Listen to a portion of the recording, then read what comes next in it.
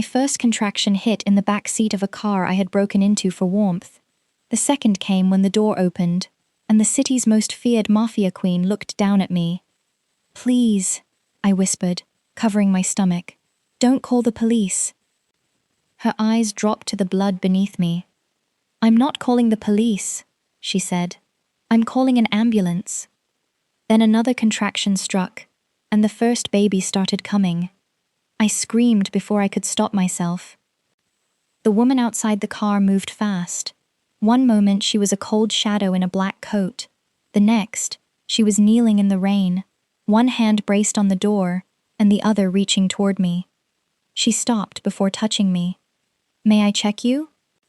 I knew her face. Everyone in the city did. Bianca DeLuca owned nightclubs, warehouses, half the docks, and, according to every frightened whisper, the loyalty of people who could make a body disappear before sunrise.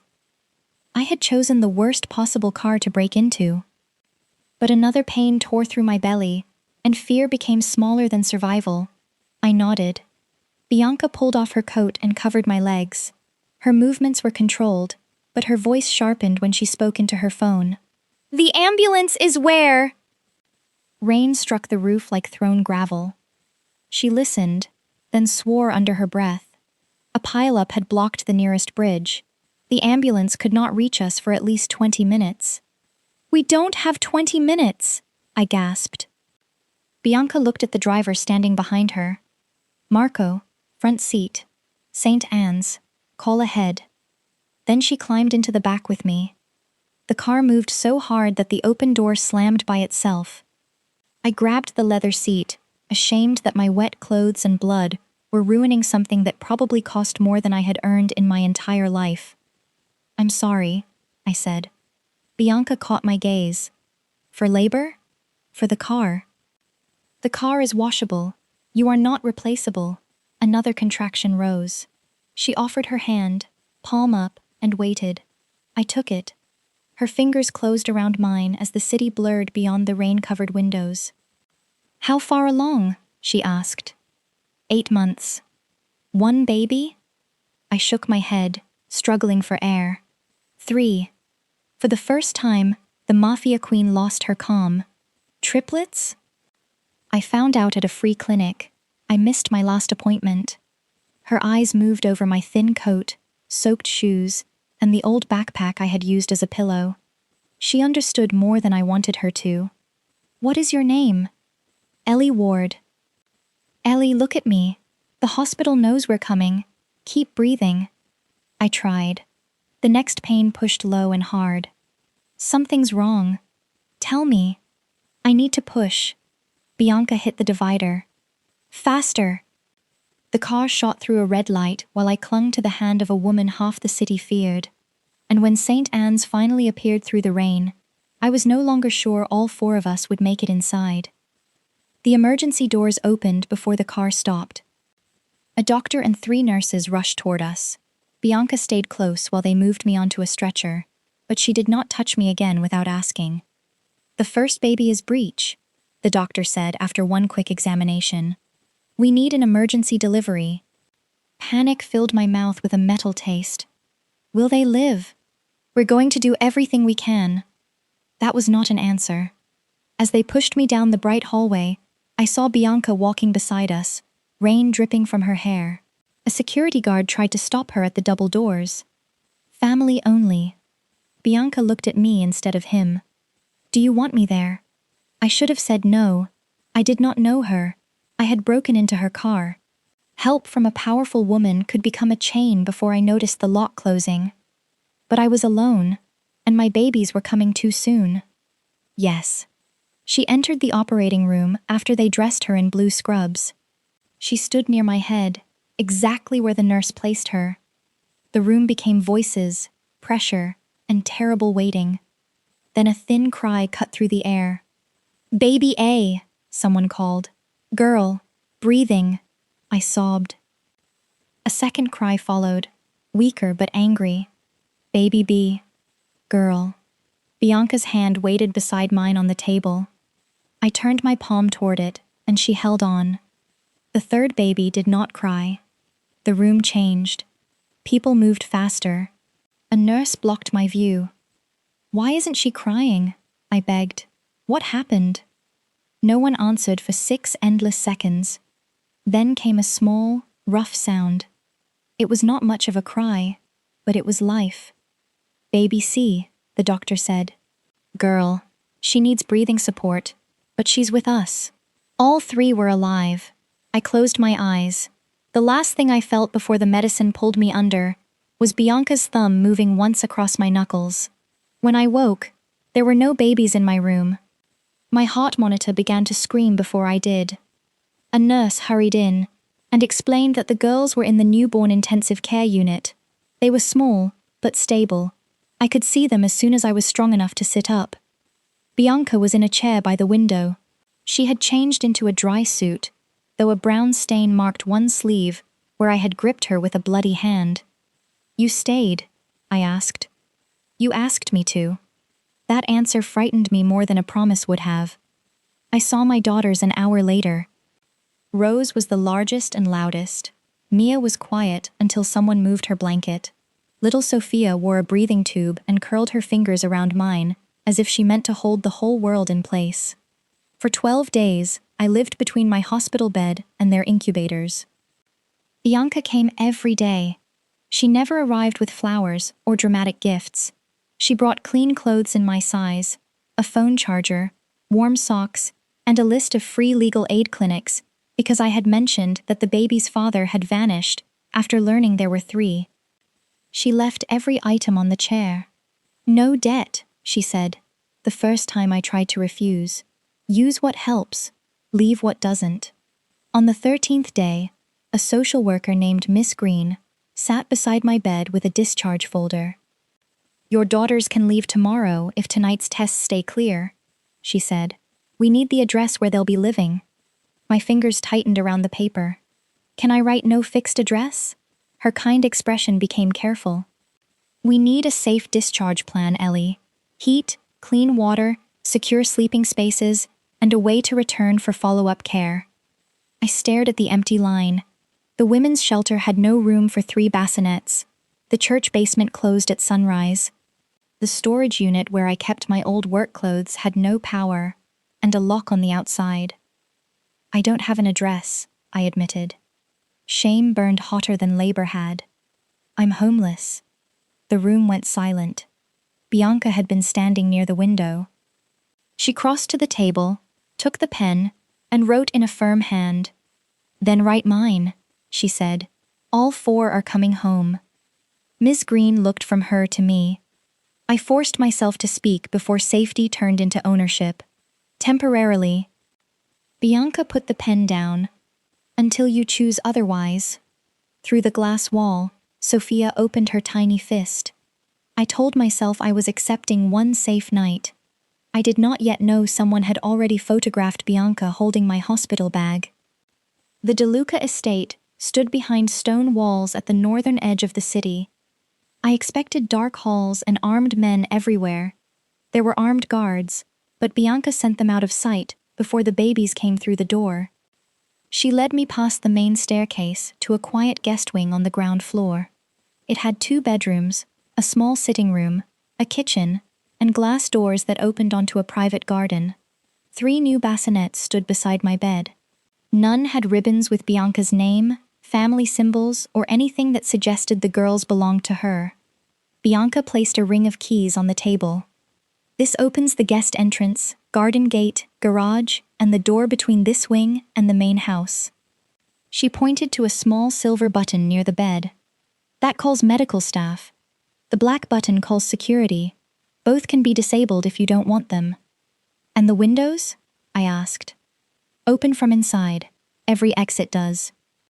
She showed me each one. The final door led to the driveway. A compact blue car waited outside with 3 infant seats installed. I stared at it. "I can't accept a car. It belongs to the estate. You have use of it, with a driver or without one. Your choice." "Why are you doing this?" Bianca's face became unreadable. "Because 3 babies should not leave intensive care for a storage unit." I flinched. She had guessed. Her voice softened. Ms. Green told me only that you lacked housing. Marco saw the storage key on your bag. I asked no one to investigate you. But you could. Yes. There was no false innocence in her answer. Will you? Not without your permission, unless I believe there is an immediate threat to the children in this house. That is a security rule, not a price for staying. She handed me a printed page. It said I owed no rent, repayment, service, or personal access. A lawyer from outside her organization had signed it. I had spent years reading hidden costs in every kind gesture. I could not find one there. That first evening, Rose began crying while I fed Mia. Sophia joined her. Then Mia lost her bottle and screamed in protest. My body still hurt. Milk soaked my shirt. For one wild second, I wanted to run out the door and leave my own exhausted body behind. There was a quiet knock. Bianca stood in the doorway. May I come in? I nodded. She looked at the 3 red little faces. Which one is most likely to forgive a beginner? Despite everything, I almost laughed. Rose, support her head. Bianca washed her hands, removed her watch, and approached the bassinet like it contained a bomb. May I? She asked. Yes. I guided Rose into her arms. The feared Mafia Queen held my daughter with both hands and stopped breathing. You can relax, I said. I am relaxed. Your shoulders are touching your ears. She slowly lowered them. Rose opened her eyes, studied Bianca, and sneezed. Bianca's expression changed. The coldness disappeared for one unguarded moment, leaving wonder behind. Then a man appeared in the hall. Miss DeLuca, we found a vehicle outside the east wall. No plates. The softness vanished. Bianca returned Rose to me with perfect care. Lock the guest entrance, she told me. I'll explain when I know more. Are we in danger? I don't know. She did not comfort me with a lie. That night, I pushed a chair beneath the door handle even though I had the key. At 2 a.m, I heard a car burn somewhere beyond the estate wall. The next morning, Dr. Patel came to examine me and the girls. I assumed she belonged to Bianca. Everyone at the estate seemed to belong to Bianca in some way. Then the doctor handed me a card from an independent clinic. Ms. DeLuca paid the first month in advance, she said. But you are my patient, not her. Your records stay private unless you choose to share them. Bianca stood in the sitting room, close enough to see us, but too far away to hear. She agreed to that? I asked. Dr. Patel smiled. She insisted on it. The doctor checked my healing incision, asked about my milk supply, and gave me time to speak about the panic that sometimes came when all 3 girls cried at once. She did not call me ungrateful. She did not say a safe house meant I had no right to be overwhelmed inside it. When the examination ended, I found Bianca exactly where we had left her.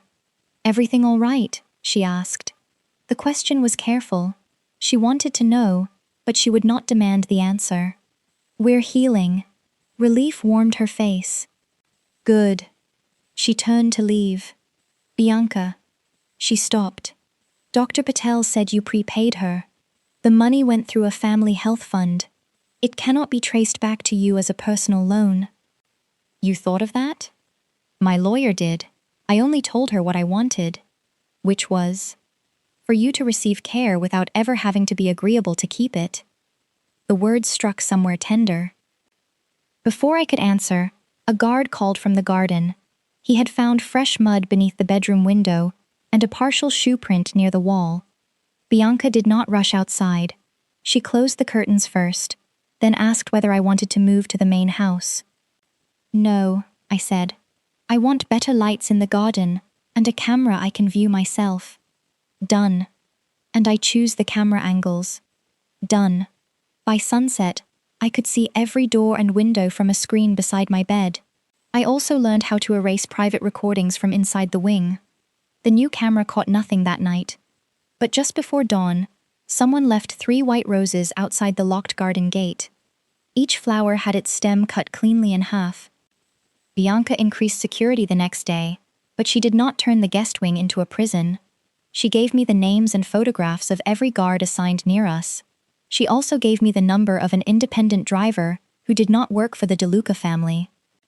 "If you ever want to leave without telling me, call her," Bianca said. "Would your guards stop us?" "No. Even if you thought it was unsafe." Her jaw tightened. "I would tell you what I knew. The decision would remain yours." I wanted to believe her. Wanting it felt dangerous. For the next 2 weeks, we built a life out of feeding times and short hours of sleep. At 3 one morning, I found Bianca in the kitchen, reading the instructions on a container of formula.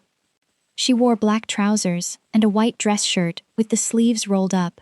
A pistol rested on the counter, far beyond the baby's reach. "That is not comforting," I said, looking at it. She locked the weapon in a high cabinet without argument. "Better?" "A little," Mia cried against my shoulder.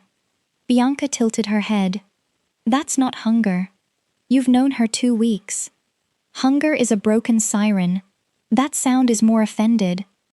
I checked Mia's diaper. Bianca was right. "Don't look so pleased." "I never look pleased." She said it with such seriousness that I laughed. The sound surprised both of us. Later that morning, I woke to find a photograph pushed beneath the guest door. It showed Bianca carrying Sophia from the hospital. A red circle had been drawn around the baby's head. On the back were 6 words. "Even queens kneel when heirs bleed." Bianca read it once. "Who sent it?" I asked. "Possibly Anton Viscari. His organization has been pressing into the docks." "Possibly?" "Threats are often signed by people who want us to blame someone else." I held Sophia closer. "We should leave." Pain crossed Bianca's face, but she stepped away from the door. "The car is ready whenever you are." She did not ask us to stay. That made me stay long enough to think. The shelter was still full. A public family apartment had a 6-month waiting list. Here, there were walls, guards, and a woman who had just proven the keys were real. "We'll stay tonight," I said. "Tomorrow, we review every security plan together." Bianca nodded. Together. We moved the bassinets away from the windows. I learned the silent alarm pattern and made the guards practice it with me. I packed a bag with diapers, medicine, documents, and spare clothes for all 4 of us. I was not waiting to be saved. I was making a plan. That evening, Bianca arrived for dinner in a charcoal suit that probably cost several $1,000s. Rose waited until Bianca lifted her, then spilled half a bottle of milk down the jacket. Bianca froze. I covered my mouth. "If you laugh," she warned, "I will remind you that this child is yours." Rose made a happy bubbling sound. I laughed anyway. Bianca looked down at the white stain. Then she laughed too. It was low and rusty, as if she had not used it in years. I stopped breathing for a different reason. She was beautiful when she forgot to be feared. The thought stayed with me after she changed jackets and left for a meeting. So did the empty chair at the security desk the next morning. The guard assigned there, Daniel Price, had disappeared during his shift. His radio lay in the garden, carefully wiped clean. For 3 days, Bianca did not visit the guest wing. She doubled the guards and sent updates through Marco, but she kept herself away. On the 4th night, I found her alone in the main kitchen, staring at a cold cup of coffee.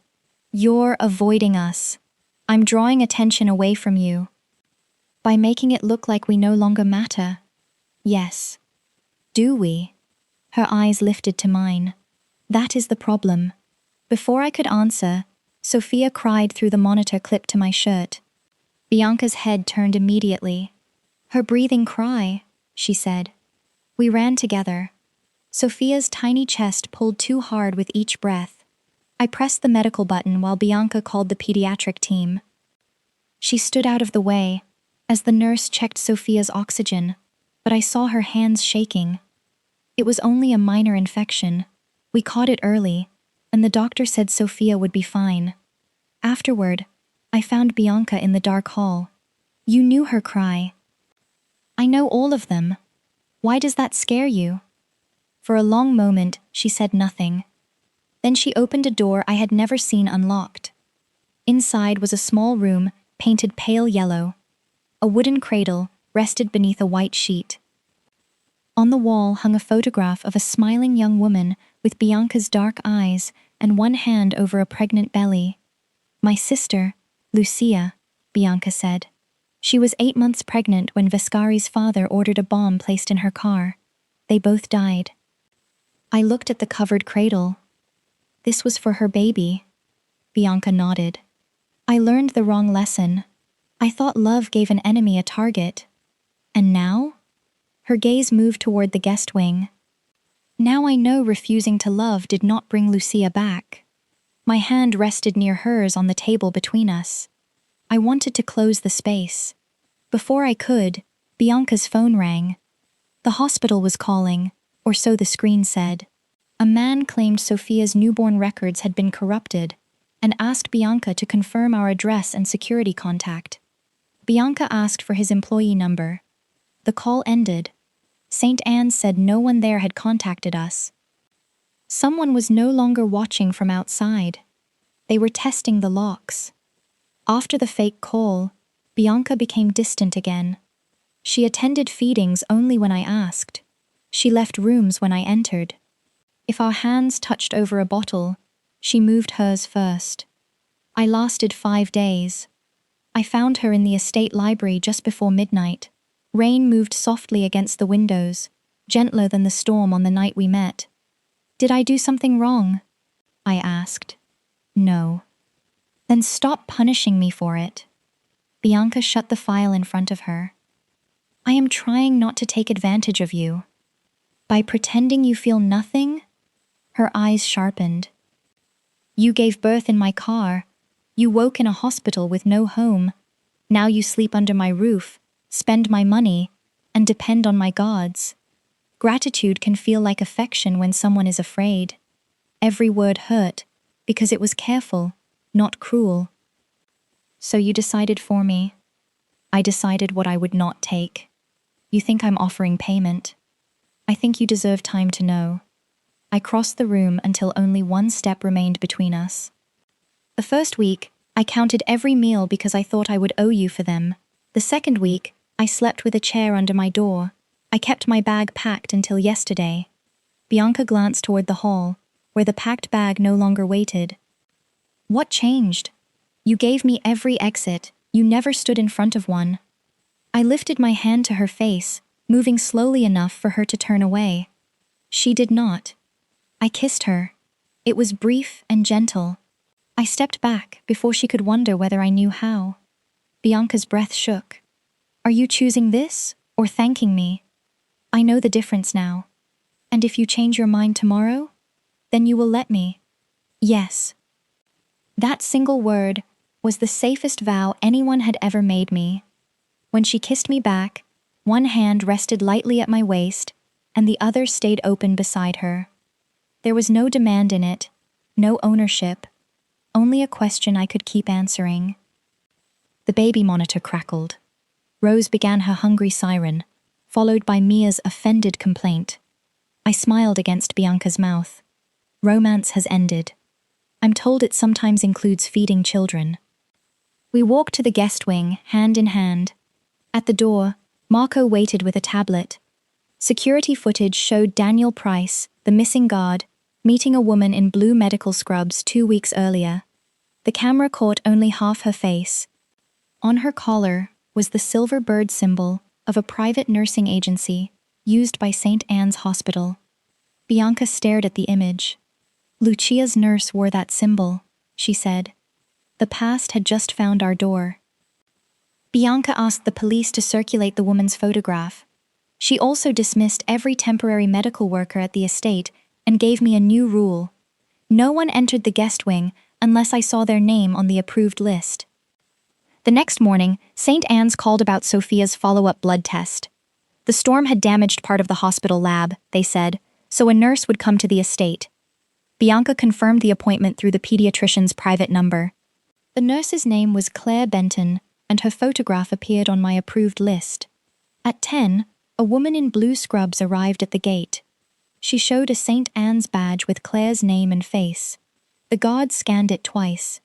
Bianca was at the docks meeting federal investigators about Vescari, but 4 armed people remained within shouting distance. Everything was correct. Still, the back of my neck tightened when the nurse smiled at my daughters. 3 little miracles, she said. Which one is Sophia? She pronounced it Sophia. We called my daughter Sophia. The hospital chart included the phonetic note because I had corrected it during every appointment. It was a small mistake. Small did not mean harmless. She's sleeping, I said. Let me call the pediatrician before we wake her. The nurse set down her case. No need. This will take 1 minute. She reached for Rose. That's Mia, I lied. The woman checked the band on Rose's ankle. Of course, Mia. My pulse slowed instead of racing. The bracelet clearly said Rose. A real nurse would have read it. I stepped between her and the bassinets. I need to wash my hands. I already washed mine. I meant me. I backed into the small bathroom and closed the door. The medical button beside the sink would summon a nurse with a soft chime.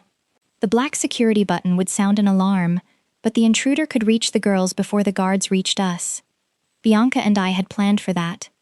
I pressed both buttons in the pattern we had practiced. Medical, security, medical. No alarm sounded. Instead, steel shutters began lowering over the outside windows. The nursery door locked from the hall, but stayed open from inside. A hidden panel slid back beside the bathtub, revealing the reinforced safe room. I grabbed the emergency sling from beneath the sink and ran out. The fake nurse held a syringe. Step away from them, I said. She smiled without warmth. Ms. Vescari only wants a conversation with Bianca. So Anton had not sent her. His sister had. The woman lunged. I threw a towel rack into her path. She stumbled long enough for me to pull the triple sling across my body. I placed Mia and Sophia into the lower pockets.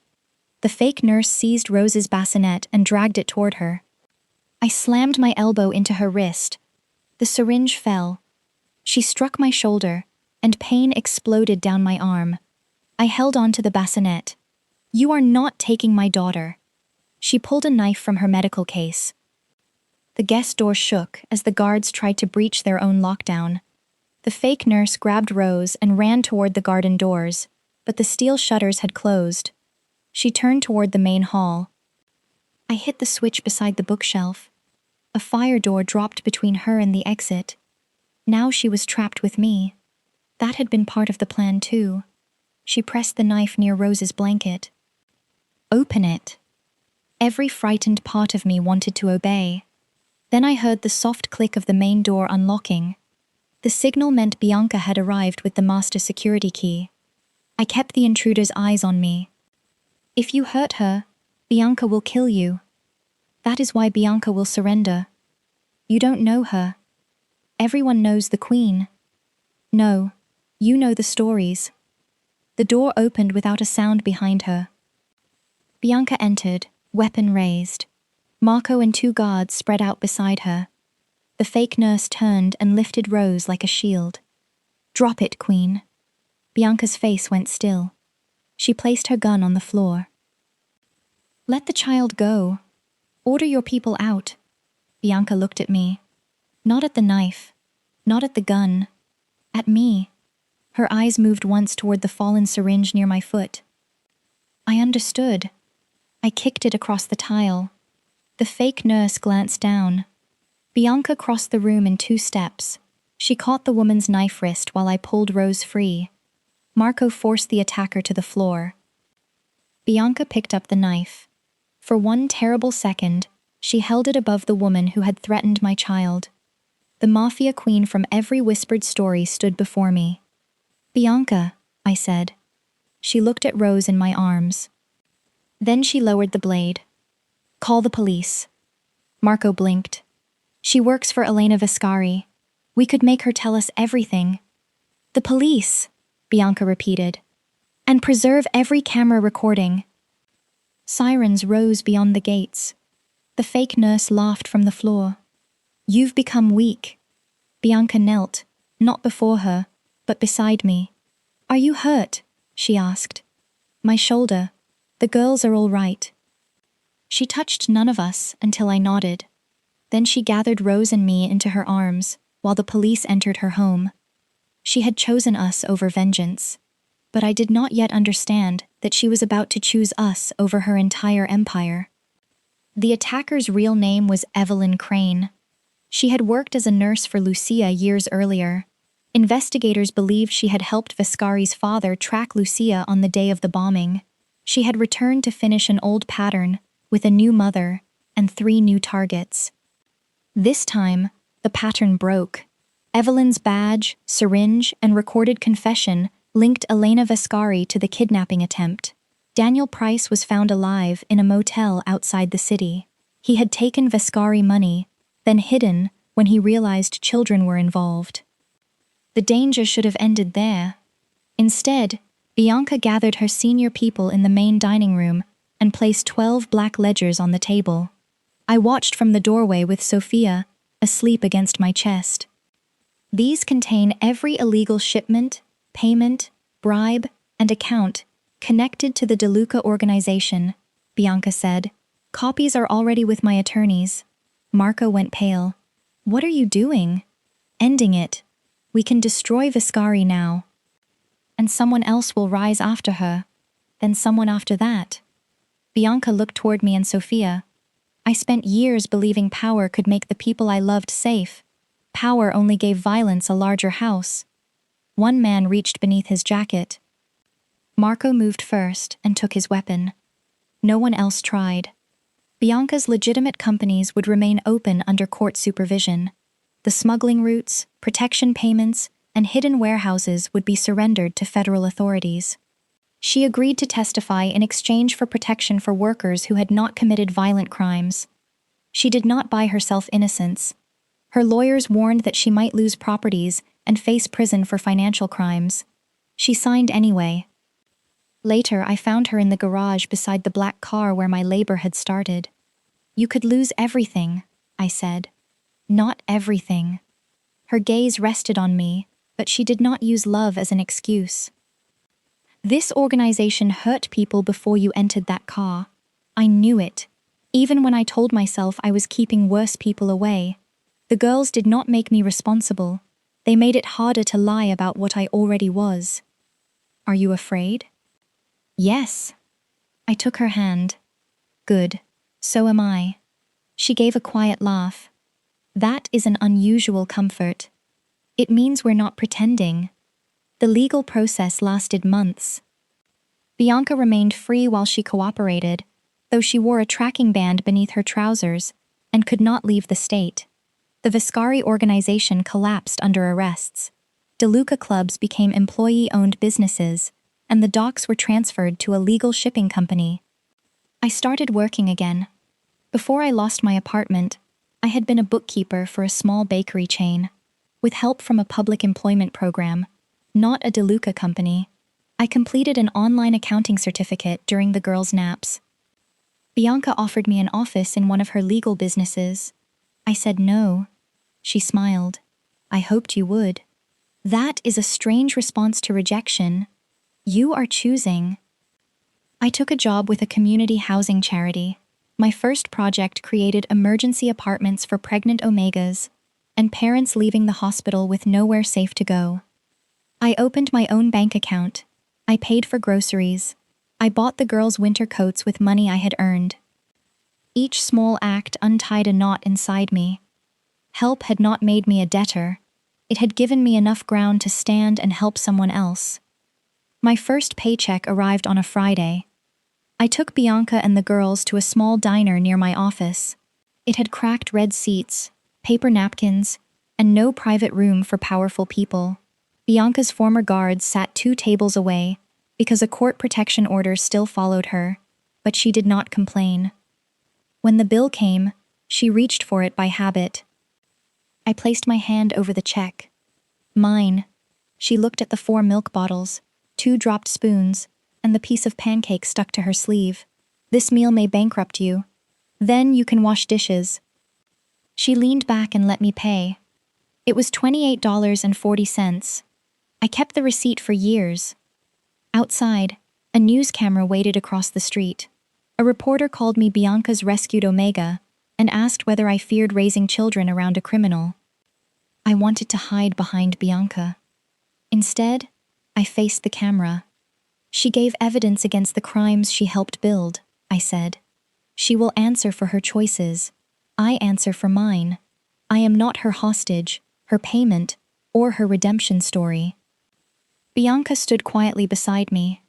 What are you then? The reporter asked. I took the girl's stroller handles. A family making better choices than we made yesterday.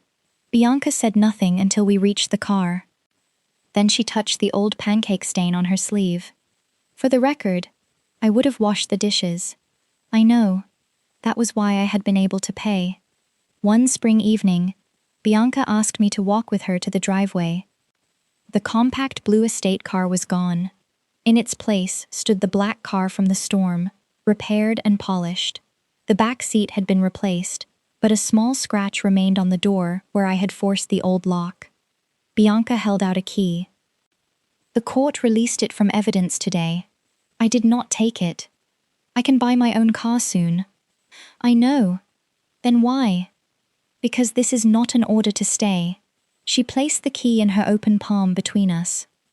Wherever you choose to go, you'll never be stranded again. My throat tightened. And if I choose here, then I will spend every day being grateful. But the gate will still open from both sides. I took the key. Not because I needed transportation, because I finally understood that a home was not a place that trapped you. It was a place you could leave and still choose to return to. I curled my fingers around the metal. I choose here, I said. I choose the girls. I choose my work. And I choose you. Bianca's eyes shone. May I kiss you? Yes. She kissed me beside the car, while 3 baby monitors crackled through the receiver in my pocket. For once, no alarm followed. 3 years later, the back seat of that same car was no longer quiet enough for secrets. Rose touched my window, Mia shouted. Mia has my blue cup, Rose shouted back. Sophia, still the smallest, sat between them with both blue cups hidden under her coat. Bianca looked at them through the mirror. I run 1 legal shipping company, answer to 6 government auditors, and negotiate with 3 labor unions, she said. None of it prepared me for this. I laughed from the passenger seat. We were driving to the opening of Ward House, the 5th emergency family residence created by my charity. Bianca had donated to the building fund under strict terms that gave her no control over it. She had learned, too. There had been no instant cure for our fear. I still sometimes woke with my bag half-packed in my mind. Bianca still checked every parked car before letting the girls near it. Trust was not one brave moment. It was 100 ordinary choices, repeated until our bodies believed them. At a red light, Bianca reached across the console and opened her hand. I placed mine in it. Mama Ellie, Sophia said. Are we home yet? Bianca glanced at me. I smiled. Almost. After the ceremony, we returned to the estate garden. The yellow room that had once waited for Lucia's child had become a sunny playroom. Her photograph remained on the wall, not as a warning against love, but as part of the family story. The girls chased fireflies while Bianca stood beside me beneath the old pear tree. She was no longer called the Queen. Most people now called her Ms. DeLuca, and the girls called her Mama B. She seemed proudest of the last name. Bianca drew a small velvet box from her pocket.